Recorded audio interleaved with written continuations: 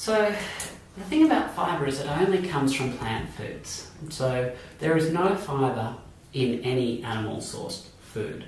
So this is really, I guess, making the argument, well, is it possible to be carnivore or not, or will you get constipated? One only ever has to change the nappy of a breastfed infant to know that you don't need to consume fibre to open your bowels. Fibre is absolutely not essential for regular bowel habits.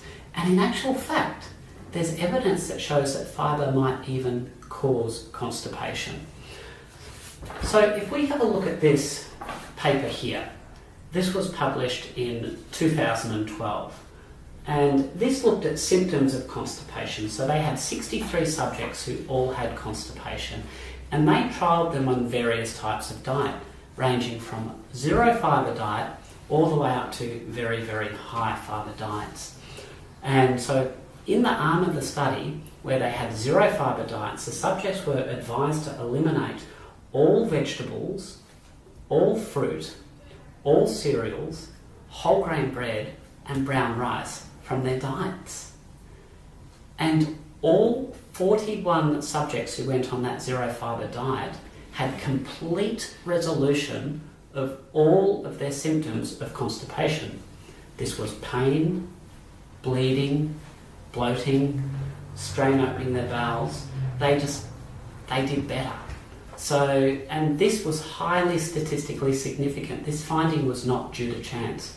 So the best evidence we actually have is that fibre actually exacerbates symptoms of constipation. And I see patients in my clinic every week who tell me this, that they've had stomach problems, they've been told to increase the amount of fibre they ingest, and it's just made their symptoms worse. And this is such a simple intervention.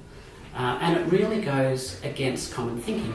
But if we think about it, constipation is really trouble passing something through a small hole, through the anal sphincter. And we know about fibre's ability to bulk or increase the mass of the stool.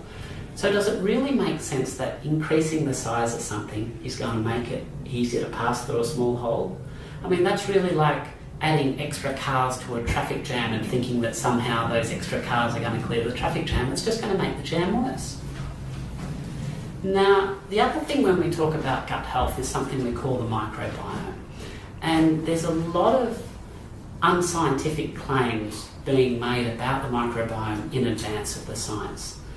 But what we do know is that some microbiomes are associated with improved metabolic health. But the key here is that they're associated with it. They're not causing it. So about 90% of the bacteria in our colons are made from one of two phyla, Bacteroidetes or Firmicutes.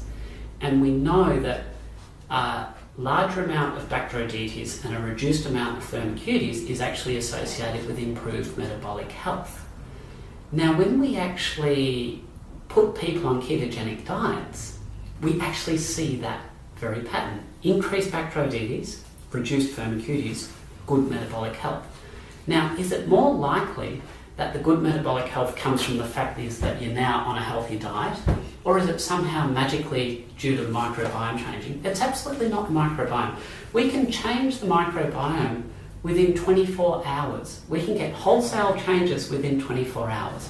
It's just coming along for the ride. So yes, it is reflective of the type of diet you're eating, but it's not causative. The real bang for the buck, the real benefits come from the diet, and then obviously the food that you eat also feeds the bacteria, and different bacteria in the gut will proliferate differently depending on what food you're eating. So this is really where a lot of people have mistaken correlation for causation. Just because two things occur at the same time doesn't mean that one causes the other.